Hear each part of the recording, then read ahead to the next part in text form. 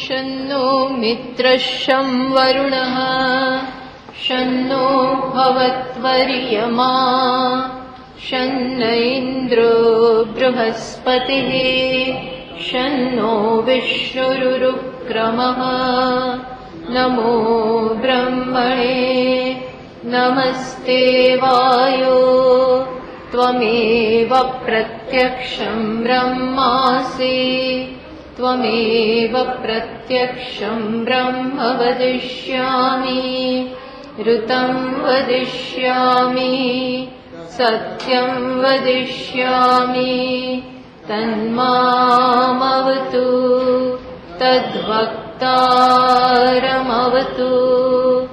अवतु माम् अवतु वक्तारम्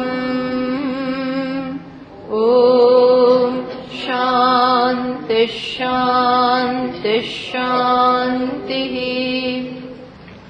श्रुतिस्मृतिपुराणानाम् आलयं करुणालयं नमामि भगवत्पादम् शङ्करं लोकशङ्करम् शङ्करं शङ्कराचार्यं केशवं बादरायणं सूत्रभाष्यकृतौ वन्दे भगवन्तौ पुनः पुनः।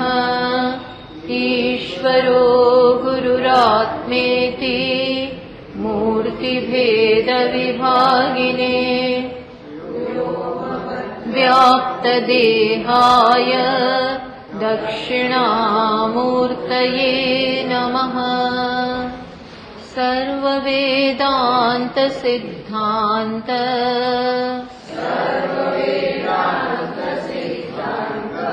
गोचरं तमगोचरम् गोविन्दं परमानन्दम्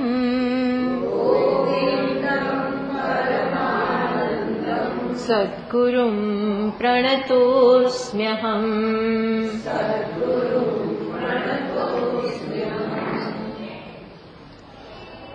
बसो 38वां श्लोके भ्रान्तस्य यद्यद्भ्रमतः प्रतीतम्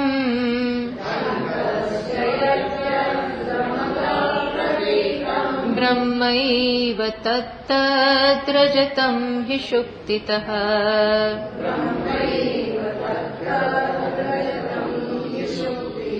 इदन्तया ब्रह्म तदेव रूप्यते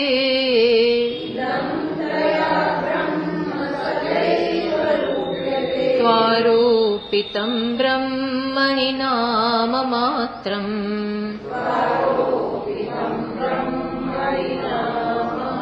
अतः परं ब्रह्म सदद्वितीयम्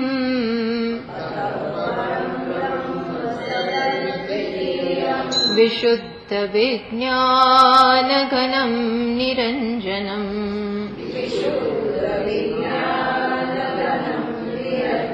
प्रशान्तमाद्यन्तविहीनमक्रियम्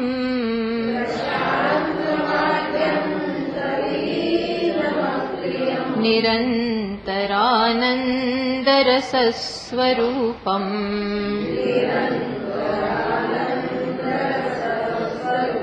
निरस्तमायाकृतसर्वभेदम्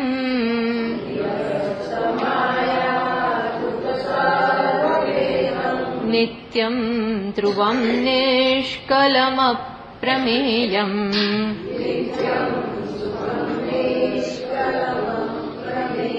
अरूपमव्यक्तमनाख्यमव्ययम्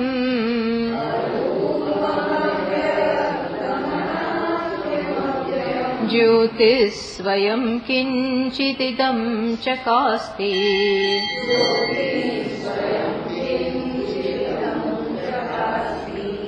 તો કહ્યું કે બ્રહ્મ જગતથી અભિન્ન છે એ વસ્તુ બતાવી.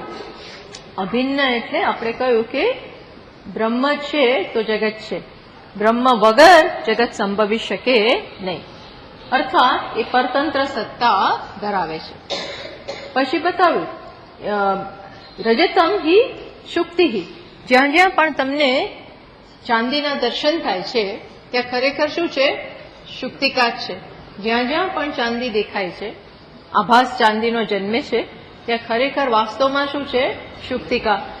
એમ ભ્રાંતસ્ય યદ્યદ ભ્રમત પ્રતીતમ બ્રહ્મૈવ તત્તત.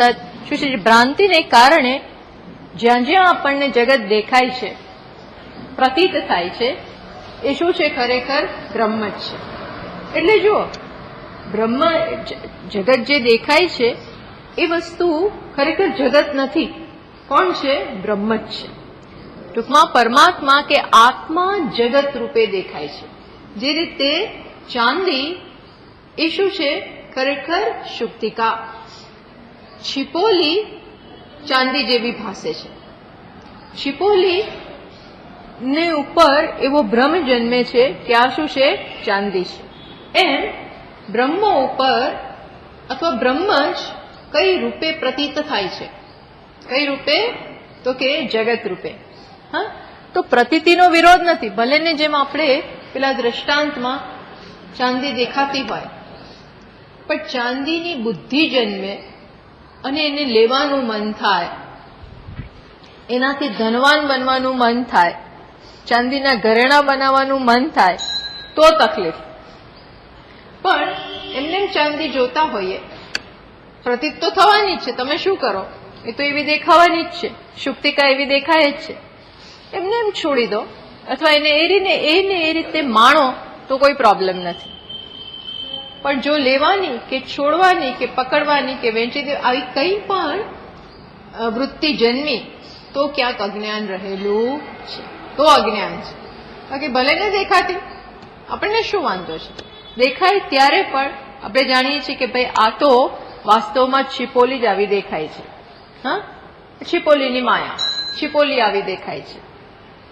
એમ અહીં પણ જગત જે છે એ ખરેખર બ્રહ્મ જેવું દેખાય છે. બ્રહ્મ ઉપર નામ અને રૂપનો આરોપ છે. નામ અને રૂપ, પ્રત્યેક વસ્તુનું એક નામ તક્યો અને એનું રૂપ. પણ આ તપાસો તો આ શું નીકળે છે? બ્રહ્મ. નામ અને રૂપ જતા રહેશે.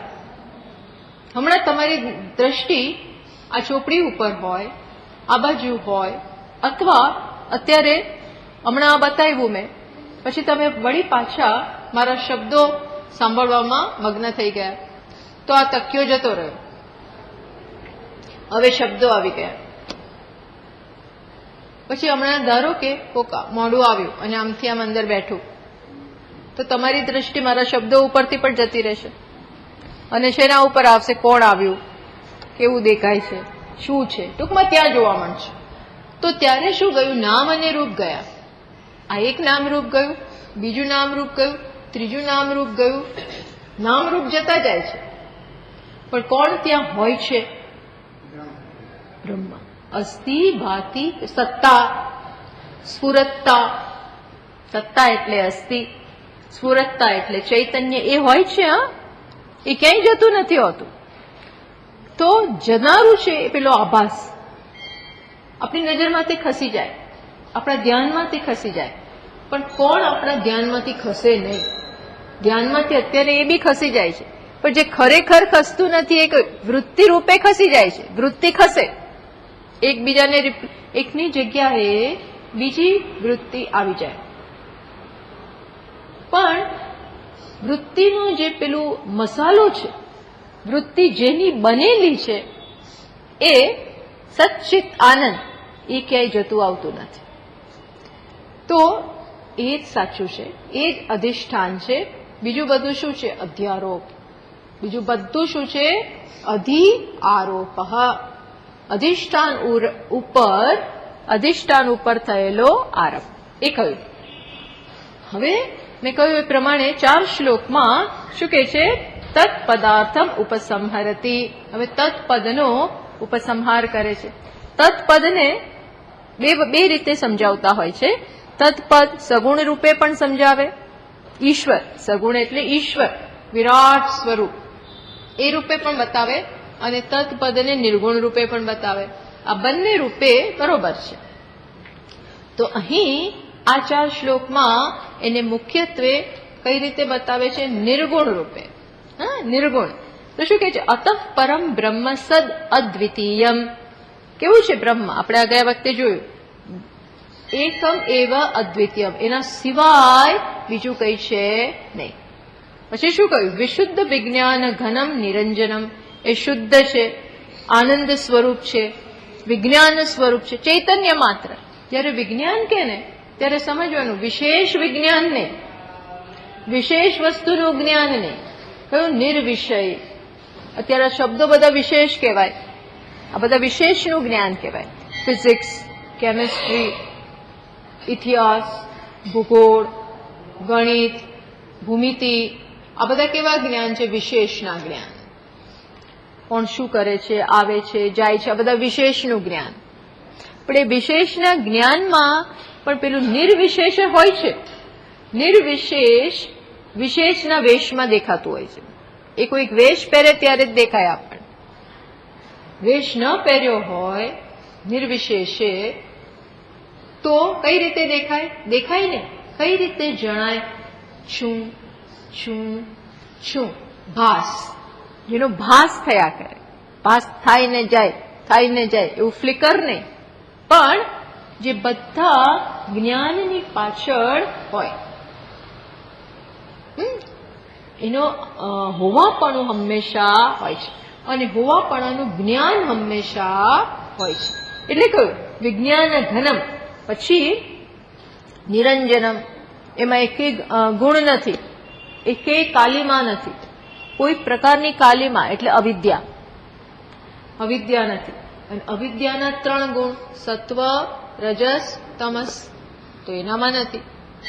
નિરંજનમ, પ્રશાંતમ, એકદમ શાંત, આદિ અંત વિહીનમ, અક્રિયમ, નિરંતર આનંદ રસ સ્વરૂપમ.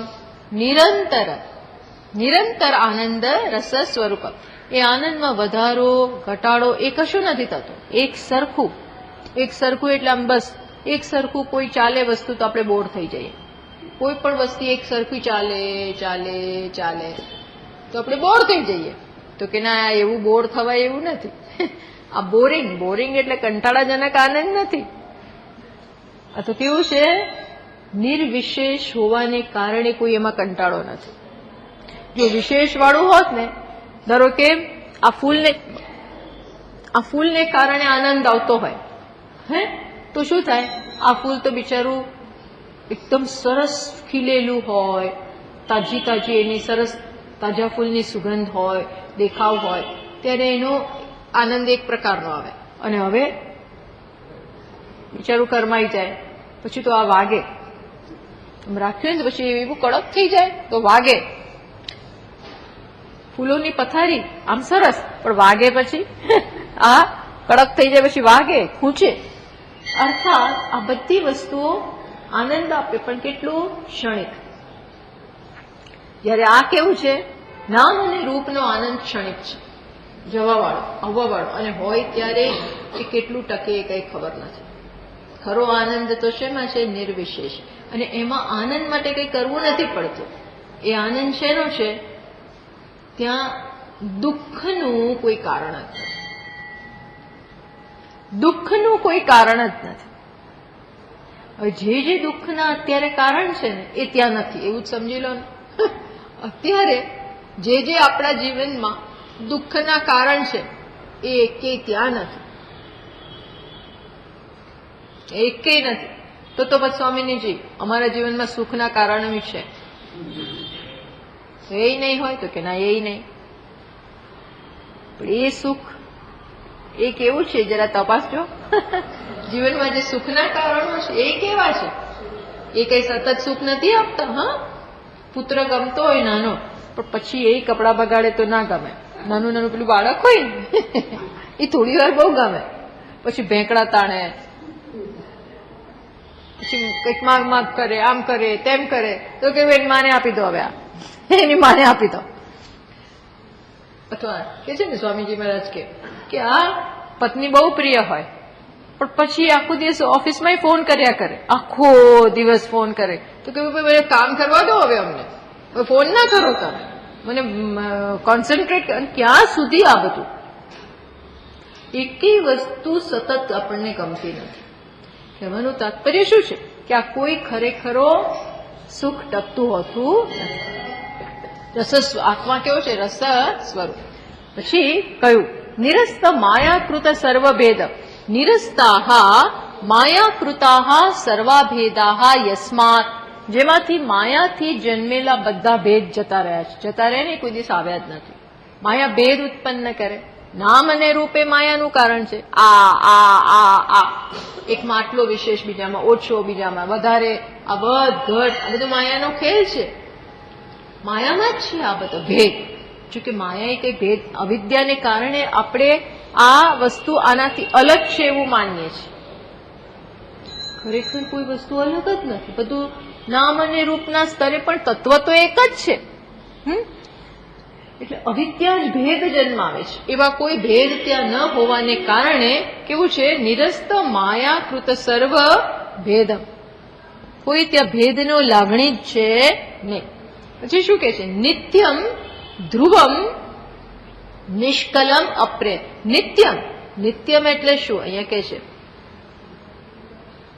કોઈ આને અર્થ જ નથી આપ્યો, પણ નિત્યમ એટલે આપણે જાણીએ છીએ કે જેનો અંત ના આવે, આદિ અંત રહિતમ, જેનો અંત ના આવે એવું જ આપણે જોઈએ છીએ.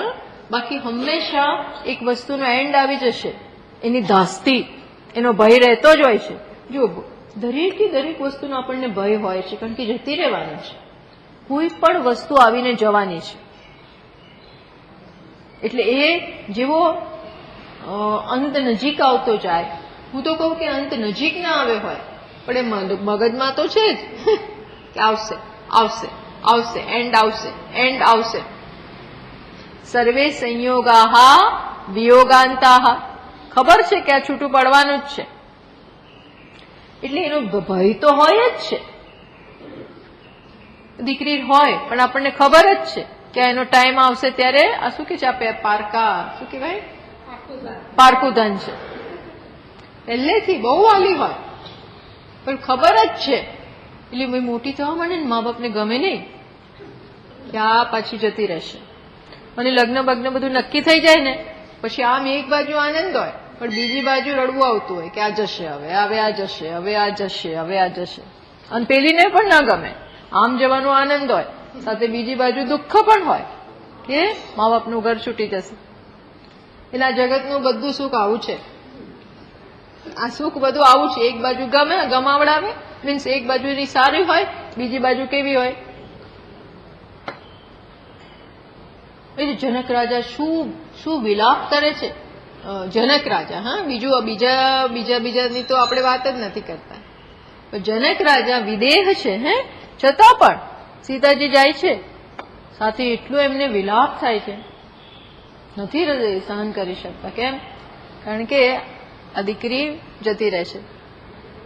આખા મિથિલામાંથી તેજ ઉડી ગયું. આખી મિથિલાનો આનંદ ને પ્રકાશ એ જ હતી. પછી પાછું આવી જાય તો એક વાત થાય છે એમ. એટલે એવું દુઃખ શું કામ, આવું સુખ કામનું શું? જે ભય જન્મ આવે, દાસ્તી જન્મ આવે તો કેવો છે? આત્મામાં એવું હોય તો પાછું એનું એ સંસાર આત્મામાં તો કે ના નિત્યમ. બધું સાંભળીને આનંદ આવે ને, એ એવું ખબર પડે ત્યાં તો પડે, પણ સાંભળીને આનંદ છે. આ એટલું સુંદર, આત્માનું સ્વરૂપ એટલું સુંદર. શિવમ સત્યમ શિવમ સુંદરમ, એવું સુંદર છે કે શ્રવણથી જ આનંદ, મનન તો વધારે આનંદ. શ્રવણમાં જ બધું છે. અને જો એને પચાવી દઈએ, આત્મસાત કરી દઈએ તો બસ આનંદ જ આનંદ. કે છે ને ભજ ગોવિંદમાં કે છે નંદતી નંદતી નંદત્યેવ. કેવું છે? અવધૂત કાંઈ ના હોય. હા, એની પાસે અવધૂત પાસે કાંઈ, અવધૂત એને જ કહ્યું જેની પાસે કાંઈ હોય જ નહીં. દિગંબર જમે, કંઈક લઈ કોઈક આપે તો ભિક્ષા હાથમાં લે, એને ઘરે ના હોય. એની પાસે રહેવાનું કોઈ સ્થાન ના હોય, છત્રી ના હોય, કશું જ ના હોય. એનું ઘર એટલે ઝાડ નીચે કે મંદિર નીચે. સુર મંદિર તરવ મૂળ નિવાસ, શૈયા, પૃથ્વી એની શૈયા હોય, આવું બધું હોય. અને છતાં પણ આપણે તો આવું એક દિવસ હોય ને તો આપણે તો શુંનું શું દુઃખ પડી જાય. શુંનું શું આપણને દુઃખ પડી જાય. શું કરીશું હવે? ઘણી વાર ચાવી ખોવાઈ જાય ને બહાર રહેવું પડે એક થોડા કલાકો, તો એ ખબર પડી જાય છે કે ઘર વગર શું. પણ છતાં બી એને કેવું છે? નંદતી નંદતી નંદતી એવ નંદતી નંદતી આનંદના જન્મે છે ક્યાંથી ભાઈ? આ આનંદની સરવાણી ક્યાંથી ફૂટે છે? ક્યાંથી ફૂટે છે? ઘણા પર્વતોમાંથી આમ નીકળ્યા કરે. આપણે ત્યાં પાણી આવતું ક્યાંથી હશે? આખું વર્ષ નીકળ્યા જ કરે, નીકળ્યા જ કરે. આત્મા ત્યાં આનંદ નીકળ્યા કરે એટલે છે ક્યાં આનો સ્ત્રોત? કોઈ સ્ત્રોત નહીં, પોતે જ સ્ત્રોત. એટલે કે છે કેવું છે? નિત્યમ ધ્રુવમ. પાછું કેવું છે? ધ્રુવમ કૂટસ્થમ. નિત્ય ધ્રુવમ એનો અર્થ શું કર્યું? કૂટસ્થ. કૂટસ્થ એટલે કોઈ પરિવર્તન નહીં, કોઈ પ્રકારનો કોઈ હલાવી ના શકે, ખસેડી ના શકે, કોઈ ખસેડી જ ના શકે. અર્થાત આ આત્માની સ્થિતિ, આત્માનું સ્વરૂપ કેવું છે? ઠોસ, ઠોસ છે. એટલા માટે ધ્રુવને ભગવાને કેવું સ્થાન આપ્યું? ઠોસ. કોઈ ધ્રુવનો તારો એટલે જ એવું કહેવાય છે ને, એનું અવિચળ સુખ આપ્યું ભગવાને. પણ એ તો હજી કઈ રિલેટિવ અર્થમાં છે. આ તો કેવું? પૂરેપૂરા અર્થમાં. ધ્રુવમ એટલે કોઈ ચેન્જ નહીં, કશું મોટો ભય જ નથી. બાકી આ લોકોને કેટલા ભય હોય. માંડ ઇલેક્શન જીત્યા ને 5 વર્ષ રહે, વચ્ચે કેટલાય ખસેડી તમને પાડી દેવાના, પાડી ગમે ત્યારે દે. બધી શક્યતા હોય છે. આવો પછી મેજોરિટી પ્રૂવ કરો ને આમ કરો ને તેમ કરો ને પાર્ટીમાં સેટલ થાવ ને લોકો તમને કઈ કશું કરવા. આ બધું દુઃખ છે. ભય આમ બેઠો હોય ને, અહીંયા ભય બેઠો હોય તો ક્યાંથી સુખ મળે? એ જ ઊંઘમાંથી ઉઠાડી દે આપણને. ભય હોય ને ઊંઘમાંથી આપણે ઉઠી જઈએ. ચેન નથી, કઈ શાંતિ નથી. જમવાનોય આનંદ ના હોય, જીવવાનોય આનંદ ના હોય, ભલે બેંક બેલેન્સ હોય,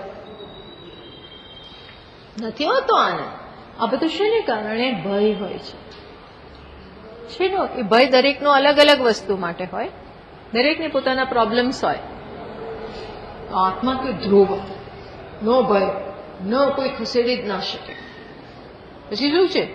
નિષ્કલમ એટલે નિરવયવમ, કોઈ કળા જ નથી. કોઈ કળા એટલે વિશેષ પાછી. ચંદ્રની 15 કળા, સૂર્યની 16 કળા, કેટલી કળાઓ. સૂર્યવંશી, કૃષ્ણ ભગવાન ચંદ્રવંશી, કેટલી કળાઓ આ બધાના, કેટલા એવા વિશેષ. પણ એ બધી કળાઓ જવાની. જેમ ચંદ્રની કળાઓનો શું થાય? ક્ષય થાય. અમાસ આવે ત્યાં તો સાવ ખલાસ. પાછી પૂર્ણિમા આવે એટલે એક એડ થાય. એટલે જીવનમાં આવું શું થાય? વધઘટ. 2 દિવસ સારા, 3 દિવસ ખરાબ. પાછા 3 દિવસ સારા, 15 દિવસ ખરાબ. આ વધતું જાય. ખરાબ વધારે હોય. એ વાયરલ ફીવર ચાલ્યો. ક્યાં સુધી ચાલ્યો? તો કે મહિના દિવસથી આવું ચાલે છે. એક જાય અને પેટની તકલીફ શરૂ થાય. એ પેટની તકલીફ જાય અને એક સેજ પડી ગયા તો ક્રેક પડી ગઈ તો 3 મહિના ડોક્ટર કે હવે બહાર નહીં નીકળાય. બહાર નીકળશો ડોક્ટર આવું એ ક્રેક હોય ને તો એ કહેશે આરામ કરો તો પછી કેટલો આરામ? 3 વીક. હવે 3 વીકનો આરામ એટલે શું? નહીં તો પાછી ધમકી આપે, નહીં તો પછી જાશે નહીં. એ જે તકલીફ રહી જશે ને કોઈ દિવસ નહીં નીકળે એવું. એટલે આપણે કાકા કહીને આરામ કરવો જ પડે. આ ભય છે. સાચવી પડે કદાચ, નાઈ પછી ચલાય, શું ખબર. આવું જ છે જીવનમાં. શું છે બધું? આવું જ છે. એટલે આમાંથી તો જલ્દી બહાર નીકળો. બહાર નીકળીને ક્યાં કૂદીએ? નીકળીને કૂદ, પેલું છે ને, આમાંથી નીકળીને બીજું કે from the frying pan to the fire. એટલે તાવડામાંથી નીકળીને સીધા ચૂલામાં. તાવડામાંથી તો બચ્યા, તળાસા તો બચ્યા, પણ હવે ક્યાં ગયા? સીધા ચૂલામાં. આમાં કોઈ બીજે ક્યાંય છટકાય એવું નથી.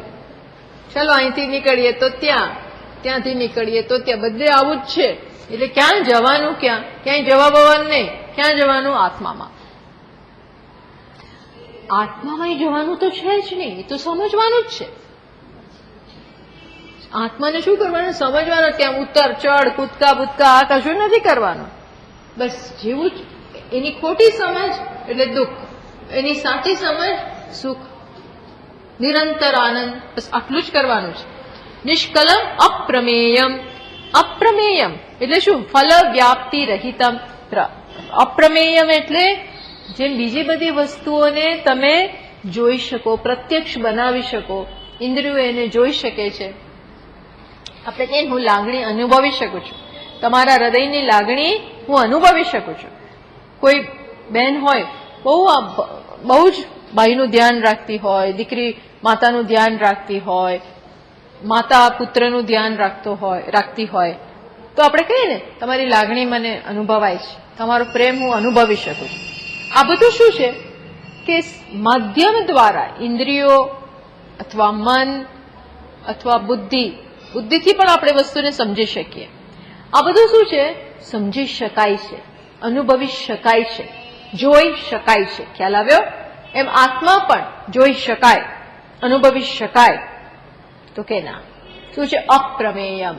અપ્રમેયમ એટલે જે ફલવ્યાપ્તિ રહિતમ. જો ફલવ્યાપ્તિ નથી એટલે શું? એને કોઈ પ્રકાશતું નથી, એ પોતાની જાતે પ્રકાશી રહ્યું છે.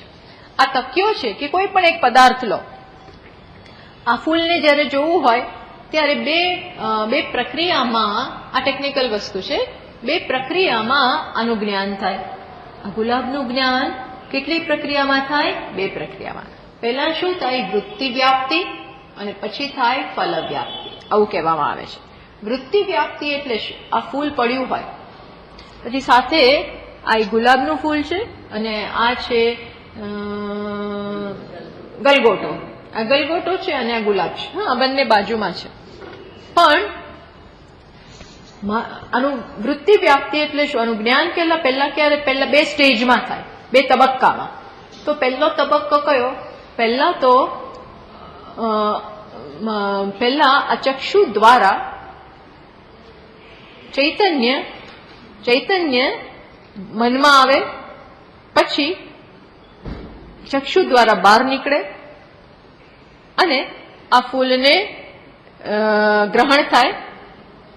અને માટે શું જન્મ્યું? આ ગુલાબનું ફૂલ છે એવી વૃત્તિ જન્મી. શું જન્મ્યું? હમણાં સુધી નહોતી, અહીં પડી હતી તો પણ આમ જોતી હતી તો એ વૃત્તિ નહોતી જન્મી, કારણ કે મન ક્યાં ચાલતું હતું?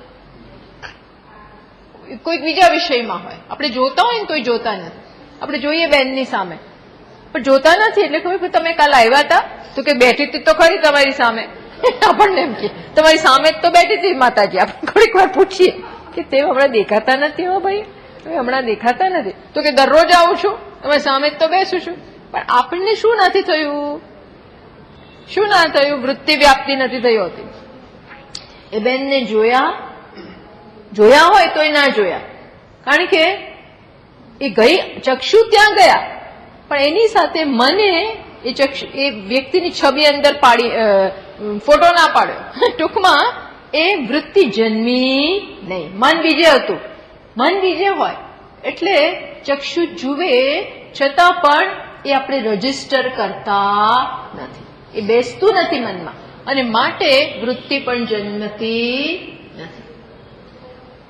અચ્છા, વૃત્તિ જન્મે પછી ખબર કેમ પડે? વૃત્તિ તો જડ છે, મન જડ છે. ખબર ક્યારે પડે? કારણ કે એની સાથે પેલું જે ચૈતન્ય છે ને, એની લાઈટથી એ વૃત્તિ પ્રકાશિત થાય. ચૈતન્યની લાઇટ એટલે આ તો આ રીતે સમજાવાય છે. ફલ વ્યાપ્તિ એટલે શું? ચૈતન્યના પ્રકાશ જે પેલા મનની સાથે ઇન્દ્રિયો દ્વારા બહાર નીકળ્યો છે એની લાઇટ પેલા પર પડે. કોના પર? એ વૃત્તિ પર એની લાઇટ પડે ત્યારે જ શું થાય? એનું આપણને જ્ઞાન થાય, બાકી જ્ઞાન ન થાય. એટલે એને શું કહે? ફલ વ્યાપ્તિ. ફલ વ્યાપ્તિ. જેમ અંધારું હોય તો હું દીવાથી અને આમ જોઉં તો એ દીવો અને પ્રકાશિત ક્યારે કરી શકે? દીવો આને ક્યારે પ્રકાશિત કરી શકે? જ્યારે દીવો પોતે પ્રકાશિત થયેલો હોય. આની સામે આમ ચશ્મો આમ રાખું તો આને પ્રકાશિત કરે? ન કરી શકે, કારણ કે આને પ્રકાશિત કરવાની શક્તિ છે નહીં. તો અહીં આ પ્રકાશિત કરવાની ખરેખરી શક્તિ ક્યાં છે? આત્મામાં. એટલે આત્મા પહેલા બુદ્ધિને પ્રકાશિત કરે, પછી મનને પ્રકાશિત કરે, પછી એમાંથી બહાર નીકળી ઇન્દ્રિયોને પ્રકાશિત કરે, અને ઇન્દ્રિયોથી બહાર નીકળીને આ પદાર્થમાં આવે. એટલે વૃત્તિ જન્મી ગઈ. વૃત્તિ જન્મી અને તરત, આમાં કઈ ટાઈમ નથી હોતો, આ વૃત્તિ જન્મી. હવે એવું નહીં, આ તો સતત થયા કરતું હોય, પણ આ તો આપણે આમ સમજાવીએ છીએ કે ચૈતન્યના પ્રકાશને કારણે વૃત્તિ ઝળહળે, અને એટલે આપણને ખ્યાલ આવે કે આ શું છે? આ બુકને પકડવાની ક્લિપ, પેન. તો અહીંયા શું કીધું? હવે સમજો. આત્મા કેવો છે? અપ્રમેય. અપ્રમેય એટલે શું? ત્યાં કોઈ પહોંચતું નથી. વૃત્તિ જન્મી શકે. કઈ વૃત્તિ જન્મે? હું આત્મા છું, દેહ નથી, એવી વૃત્તિ જન્મી. અહમ બ્રહ્માસ્મિ એવી વૃત્તિ જન્મી. હવે જેમ આ ક્લિપ છે એને તો આત્માએ પ્રકાશિત કર્યો, એમ અહીં કોણ એને પ્રકાશિત કરે? અહમ બ્રહ્માસ્મિ એને કોણ પ્રકાશિત કરે? એને કોઈ ના પકડ, કે એ જ છે. એની પાછળ બીજો બલ્બ નથી, એની પાછળ બીજી ટ્યુબલાઇટ નથી. એટલે એને કોણ પ્રકાશિત કરે? સ્વયં. અર્થાત કહેવાનું તાત્પર્ય શું છે? આને પ્રકાશિત કરવા માટે બે જોઈએ. કોણ? પેલા વૃત્તિ આની જન્મવી જોઈએ, આનો વિચાર જન્મવો જોઈએ, અને સેકન્ડ સ્ટેપ એ વિચારને પેલો ચૈતન્ય પ્રકાશિત કરે. પણ ચૈતન્યના કેસમાં શું છે?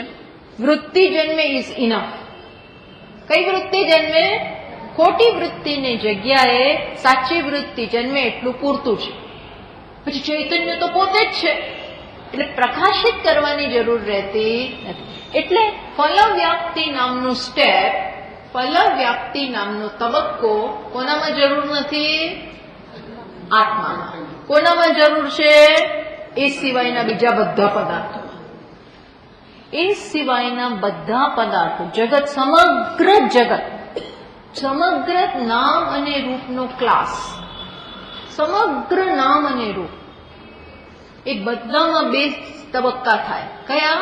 વૃત્તિ વ્યાપ્તિ. આ ટેકનિકલ ભાષામાં બોલે છે. વૃત્તિ વ્યાપ્તિ અને ફલ વ્યાપ્તિ. માત્ર ને માત્ર આત્મામાં ફલ વ્યાપ્તિની આવશ્યકતા નથી, કારણ કે એ પોતે જ ફલ છે. જેમ એક દીવો હોય, એને બીજા દીવાએ પ્રકાશિત કરવાની જરૂર પડે? લાવો ભાઈ દીવો જોવો છે, લઈ આવો ભાઈ, બીજો દીવો લઈ આવો. એક ટોર્ચ માટે બીજા ટોર્ચની જરૂર ના પડે? કે આપણે કંઈક હોય છે ને, ટોર્ચ આપો તો, એટલે 50 ટોર્ચ આવે. સ્વામીજી કંઈક માંગે એટલે બધા દોડી એકી સાથે 50 ટોર્ચ ટેબલ ઉપર આવી જાય.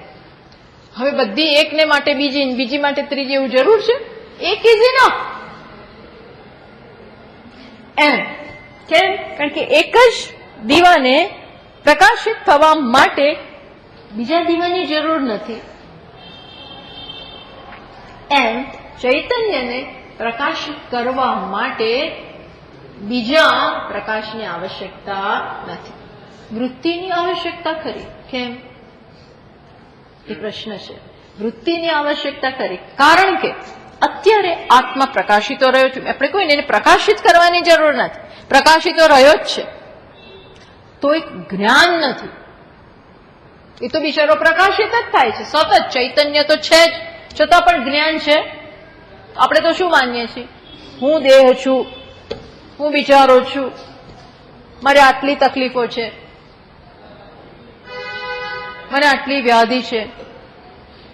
ટૂંકમાં ચૈતન્ય રસ સ્વરૂપ, આનંદ સ્વરૂપ, નિત્ય સ્વરૂપ, ધ્રુવ સ્વરૂપ, અપ્રમેય નિષ્કલ આ બધા સ્વરૂપ હોવા છતાં પણ ખબર છે નહીં. પ્રકાશી રહ્યો પણ ખબર છે નહીં. એ ખબર નથી ત્યાં શું પાડવાની જરૂર છે? ખબર. એટલે ખબર પાડવી એટલે શું? વૃત્તિ જન્માવડાવવાની જરૂર છે. અત્યારે ખોટી વૃત્તિ ઘર કરી ગઈ છે. કઈ વૃત્તિ? એટલે ખોટી સમજ. કઈ સમજ છે? હું આ ફલાણી વ્યક્તિ છું, હું સ્ત્રી છું, હું ગરીબ છું, મને કોઈ માન આપતું નથી, મને કોઈ બોલાવતું નથી, મને કોઈ પ્રેમ કરતું નથી, મારી કોઈ મને કંઈ પૂછતું નથી, હવે અમને કોઈ કંઈ પૂછે નહીં. આ કોઈ કંઈ એટલે આ બધી આપણા વિશેની આવી એકદમ હીન આપણા વિશેની આવી સમજ હોય છે. એટલે પ્રકાશે છે તો એનો આત્મા પ્રકાશે છે તો આપણને કોઈ લાભ બાભ છે નહીં. આત્મા છે પણ સાથે કોણ છે? સાથે કોણ છે? આ બધી વૃત્તિઓ છે. આત્મા છે અને સાથે કોણ છે? આ બધી વૃત્તિ. એટલે કરવાની શું જરૂર છે? કઈ વસ્તુ આત્મા હોવા છતાં એનો લાભ લેવા નથી દેતી? પેલી બધી વૃત્તિઓ. વૃત્તિ એટલે ખોટી સમજ, ખોટા ખ્યાલ. વૃત્તિ એટલે વિચાર. એટલે કરવાનું શું છે? આને કાઢો. માત્ર પેલી જેમ રામ રાજ્યમાં પેલી કઈ મંત્રાને જ કાઢવાની જરૂર હતી. બાકી કશું કરવાની જરૂર નથી. એ મંત્રાય છે ને, બાકી અયોધ્યામાં કોઈ પ્રશ્ન જ નહોતો. કઈ બિચારી ખરાબ નહોતી. અને આ મંત્રા છે ને અયોધ્યાની હતી જ નહીં. મંત્ર અયોધ્યાની હતી જ નહીં. એ ક્યાંથી આવી હતી ખબર છે? એ કઈને કરિયાવરમાં મળે. કરિયાવર જ કહેવાય ને. કરિયાવર જ કહેવાય. ખબર માની ઘરેથી આવે ને શું કહેવાય? કરિયાવર. એ ત્યાંથી આવેલી હતી. કઈના પિયરથી આવેલી. આ લોકો રાણીઓને દીકરી પરણે ને તે રાજકુમારીઓને બધું આપે, સાથે સાથે એની દાસીઓ આપે. એટલે દાસીઓ જાય. કઈ છે એ કઈ પ્રદેશથી આવી છે એટલે અહીં સેટ ના થઈ ગઈ. એ ક્યાંય સેટ બેટ ના થઈ. દાસીઓને એમના પ્રશ્નો. એને પેલી બીજી કોણ કૌશલ્યાની દાસીનો પ્રોબ્લેમ હોય, સુમિત્રાજીની દાસીના પ્રોબ્લેમ હોય. એને એવી ચિંતા હતી કે જો રામ રાજા બની જશે તો પછી કૌશલ્યાની દાસી ને એ બધાનો વટ આવશે, મારો વટ ગયો. આવા બધા પ્રશ્નો હતા. પણ ટૂંકમાં કહેવાનું તાત્પર્ય શું છે કે આત્મા તો પ્રકાશી જ રહ્યો છે. આ બહારનું જે ઘૂસી ગયું છે, શું ઘૂસી ગયું છે? ખોટા ખ્યાલ. એને કાઢો. એ કાઢો તો આત્મા ફલવ્યાપ્તિની જરૂર નથી. ફલવ્યાપ્તિ એટલે હવે આત્માને પ્રકાશિત કરો. ભાઈ તું કોણ છે, કેમ છે, શું છે જ તો. માત્ર એની આગળ આ પડદો, આ સ્ક્રીન આવી ગયો છે. કયો સ્ક્રીન? હું ફલાણો છું. એ સ્ક્રીન દૂર, પડદો હટાવો. અનાવરણ કરીએ ને આપણે. મિનિસ્ટર આવે ને અનાવરણ કરે. નવી દુકાનનું, નવા હોલનું. એમ અનાવરણ. કોનું અનાવરણ? આત્માને આગળ જે આવી ગયું છે ને એને કાઢો. બસ આ ગાર્બેજ રિમૂવલનું જ કામ કરવાનું છે. આ અવિદ્યા એટલે ગાર્બેજ. ગાર્બેજ તો બધા સમજો છો ને? ગાર્બેજ એટલે કચરો. એ જ દૂર કરવાની જરૂર છે. અને ત્યાં સાચી વૃત્તિ સ્થાપિત કરવાની. કઈ? અહમ બ્રહ્માસ્મી. ન તો તે સાચી વૃત્તિ એટલે હું જે છું એનું સ્મરણ કરાવતી વૃત્તિ. નષ્ટો મોહ સ્મૃતિર્લબ્ધા. અર્જુન કે છે ને, ત્વત પ્રસાદાન મયાચ્યુત. ત્વત પ્રસાદાન, તમારા પ્રસાદથી, તમારા વચનો રૂપી પ્રસાદથી મારો મોહ, એટલા બધા ખોટા ખ્યાલ જતા રહ્યા. અને મને તમે મારા સ્વરૂપની સ્મૃતિ પાછી આપી. કહ્યું ને, ન અસતો વિદ્યતે ભાવ, ન અભાવો વિદ્યતે સત, એમ કરી કરીને સ્વરૂપનું યાદ કરાવ્યું. એટલે અત્યારે આપણે ચર્ચા છે ને ચાલે આત્મા અપ્રમેય. અપ્રમેયને ટીકાકારે શું કહ્યું? ફલ વ્યાપ્તિ રહિત. ફલ વ્યાપ્તિ નથી એટલે શું કે આત્માને પ્રકાશિત કરવાની જરૂર છે નહીં. બીજા આ બધાને પ્રકાશિત કરવા પડે, પણ આત્મા પોત આ બધાને ચૈતન્ય પ્રકાશિત કરે. હવે ચૈતન્યને તો ચૈતન્ય પ્રકાશિત કરે જ છે, કરે છે એવું ક્રિયા નથી, એ તો થઈ જ રહ્યું છે. માત્ર એના વિશે જે ખોટા ખ્યાલ છે એને જ દૂર કરવા. એટલે વૃત્તિ વ્યાપ્તિ ખરી, બટ નોટ સેકન્ડ સ્ટેપ. હા, એટલે એ અપ્રમેય, એ દ્રષ્ટિએ અપ્રમેય કહ્યું.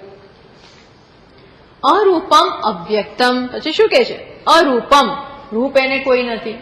રૂપ, જો આ બધાને રૂપ છે, રૂપ એટલે નામ અને રૂપ. કલર, કેસરી કલર, ગુલાબી કલર, કાળો કલર, એમ આત્માનો કયો કલર? કોઈ કલર? કોઈ કલર નહીં. ગૌર તો કે નહીં. બાકી દરેક આપણે કેવા છે તો કે થોડા શ્યામ છે, થોડા ગૌર છે, ગૌવર્ણા છે. હવે જાત જાતના કલર, વર્ણ. તો આત્માને કયો વર્ણ? નો વર્ણ. આપણને કોમ્પ્લેક્સ છે ને વર્ણને કારણે. આપણને ગ્રંથિ હોય, ગુરુતા ગ્રંથિ કે લઘુતા ગ્રંથિ. આ પેલા લોકો બ્રિટિશરો આપણને આના કારણે જ હીન ગણતા હતા ને, તમે કાળા છો, ગૌવર્ણા છો, આવા છો ને તેવા છો, ધીસ બ્લેક. હજી પણ ત્યાં આવું છે, ભયંકર રેસિસિઝમ. એ કાળી ચામડી વાળાઓને હલકા જ ગણે, એ મનુષ્ય ગણતા જ નથી આ લોકો એમને. એ તો હવે આ બધા આવ્યા ને, પેલા લિંકન ને પેલા મંડેલા અને એના પહેલા વચ્ચે કોણ ગાંધીજીના ગાંધીજીના બહુ માનતા હતા. ગાંધીજી એમને જે નામ ભૂલી ગઈ હું, આ બધાઓ એટલી મોટી ક્રાંતિ લાવી દીધી ત્યાં પેલા પ્રદેશોમાં, એવી ક્રાંતિ લઈ આવ્યા. એના કારણે હવે ઓછું થયું, પણ છે તો ખરું જ, બધે છે આ વસ્તુ. ચામડીનાથી જે તમે ઓછા, અમે મહાન ને તમે કઈ નહીં, આવું છે. અમે આર્યન, તમે આર્યન નહીં. આને કારણે તો બહુ બધા ઝઘડાઓ ચાલે છે.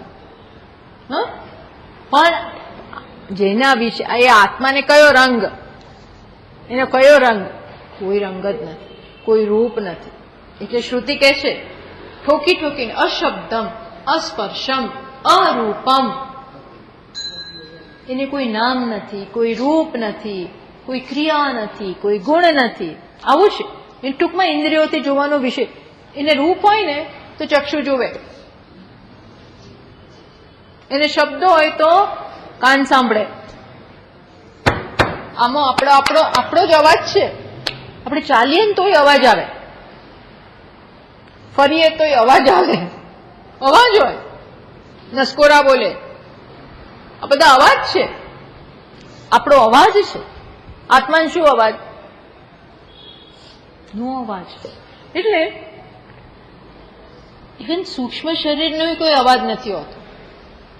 સૂક્ષ્મ શરીર જે છે એ તો સાવ અરૂપ નથી, સૂક્ષ્મ રૂપ છે એનામાં. મન, બુદ્ધિ, પ્રાણ, આ બધું ઇન્દ્રિયો એમાં છે, પણ એ કેવું છે? નો રૂપ રંગ. એટલે કોઈકે એવો એક્સપેરિમેન્ટ કરવાનો પ્રયત્ન કર્યો કે માણસનું મૃત્યુ થાય ત્યારે આપણે કહીએ છીએ ને દેહ, જીવ ગયો. તો જાય તો છે જ ભાઈ, જીવ જાય છે, પણ કે આપણે જોઈએ તો ખરા કેવી રીતે જાય છે. એટલે એક કાચની પેટીમાં મૂકી દીધા. કાચની પેટીમાં વ્યક્તિને, એ મરણાસન જ છે.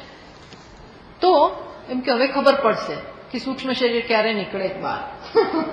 સૂક્ષ્મ શરીર ક્યારે બહાર નીકળે એમ કઈ ખબર પડતા હશે કે આમ નીકળે તો તિરાડ થોડી પડવાની છે, તૂટી જવાનું છે, એવું થોડું છે.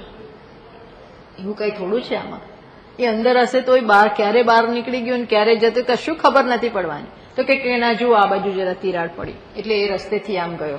હવે આ સૂક્ષ્મ શરીરની કોઈ રૂપ નથી, તો પછી નિર્ગુણ નિરાકારને તો ક્યાંથી હોય, શક્ય જ નથી. આ બધું એટલે તો સૂક્ષ્મ કહેવાય છે, ટેન્જિબલ નથી એ વસ્તુ કોઈ. એટલે કહ્યું અહીંયા અરૂપમ અવ્યક્તમ. અવ્યક્તમ, અવ્યક્તમ એટલે ન ચક્ષુષા ગૃહ્યતે અતઃ એવ અવ્યવ્યક્ત જ નથી.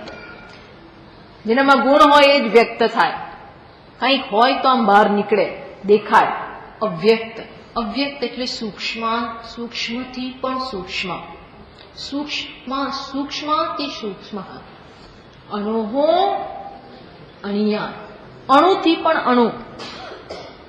આપણે અણુ એટલે નાનું નાનું નાનું, રાઈના દાણા, રાઈનાથી નાનું નાનું નાનું, એમ સાઈઝમાં નહીં. અણુ એટલે સાઈઝ નહીં, હા, સૂક્ષ્મ એટલે સાઈઝ નહીં. અહીંયા એ કહેવા માંગે, કોઈ આમ પરિમાણ નથી, એનું માપ નથી. અવ્યક્તમ, અવ્યક્ત છે. પછી કે છે અવ્યક્તમ અનાખ્યયમ. અનાખ્યયમ એટલે શું? અનાખ્યય એટલે એને કોઈ નામ જ નથી. ખરેખર આત્માને કોઈ નામ જ નથી. અનાખ્યમિતિ નામ શૂન્યમ પ્રવૃત્તિ નિમિત્તાનામ જાતિ ગુણ ક્રિયા અસંબંધાનામ અભાવાત. કંઈક નામ હોય તો નામ છે ને, તો એ જમાનામાં કોઈક નામ આપણે આપીએ તો એની એ નામને આધારે ગુણ હોય. આપણે કહીએ તાળ, તાળ, તાળ એટલે શું? લાંબુ, એકદમ લાંબુ. વામન, વામન એટલે એકદમ નાનું. ટૂંકમાં સાઈઝ પ્રમાણે, ગુણ પ્રમાણે આપણે નામ આપતા હોઈએ છીએ. તેવું આત્માને શું નામ આપવાનું? એનામાં કોઈ ગુણ જ નથી. ખરેખર આત્માની સંજ્ઞા છે જ નહીં. તમે નામ આપો ને તો ખરેખર આપણે એક ખોટો ખ્યાલ જન્માવો છો. પ્રત્યેક નામ એક ખોટો ખ્યાલ જન્માવે છે. છતાં પણ આપણે નામ વાપરતા હોઈએ છીએ. પણ એ નામ કઈ પ્રકારના? બ્રહ્મ કહીએ ને તો બ્રહ્મ પણ ખરેખર એક નામ થાય છે. પણ એ શું થાય? મોટું. મોટું એટલે તમારા મનમાં મોટું શબ્દ એવો વાપરો ને એટલે તરત જ એક ખ્યાલ જન્મે કે કેવું હશે, આમ વિશાળ વિશાળ વિશાળ વિશાળ. તો વિશાળતાનો ખ્યાલ આવે છે. શું આવે છે? વિશાળતાનો ખ્યાલ. તો એ રીતે આમ કઈ દિશાઓમાં વ્યાપેલું એવો આત્મા નથી. તો એક નવો ખ્યાલ જન્મી ગયો. એટલે શાસ્ત્ર શબ્દો વાપરવામાં એટલી ચોકસાઈ રાખે છે જેથી કરી ઓછામાં ઓછા ખ્યાલ જન્મે, અને છેલ્લે એ ખ્યાલ પણ નિષેધ થઈ જાય એ પ્રકારે આત્માનું વર્ણન કરે. એટલા માટે બેસ્ટ મેથડ આત્માનું વર્ણન કરવા માટે શું છે? આ નહીં, આ નહીં, આ નહીં. શું કહેવાય એને? ન ઇતિ, ન ઇતિ. લાંબુ છે તો કે ના, લાંબુ નથી. પહોળું છે તો કે ના, પહોળું નથી. જાડું છે તો કે ના, જાડો નથી. જો શું કે છે એમ નથી કહેતો તો શું છે? તો કે આમાંનું કાંઈ નથી. શું છે તો શું છે દેખાણું તો ખલાસ. તો પાછું તમે જોયું તો પાછા બંધાયા. એ આત્મા છે જ નહીં. એટલે જ શું કહેવાય છે એને? અનાખ્યયમ, અવ્યક્તમ. શબ્દો ત્યાં પહોંચતા જ નથી. શબ્દો જેનામાં કંઈક આકાર બાકાર હોય ત્યાં જ પહોંચે. મન જ્યાં પહોંચે ને માયામાં જ મન પહોંચે. તત્વમાં મન પહોંચતું નથી. તત્વમાં મન જઈને વિલીન થઈ જાય. તત્વમાં મન પોતાનું અસ્તિત્વ ખોઈ બેસે. જ્યાં મન જાય તો માયા જ છે. એટલે કેવું છે? અનાખ્યયમ. પછી જ્યોતિ સ્વયં કિંચિત ઇદમ ચકાસ્તી. પછી સ્વયં જ્યોતિ. જ્યોતિ સ્વયં એટલે પહેલા લેવાનું જ્યોતિ સ્વયં એટલે પર અપ્રકાશ્યમ. બીજી બધું વસ્તુ આપણે કહ્યું પ્રમાણે ચૈતન્યથી પ્રકાશિત છે.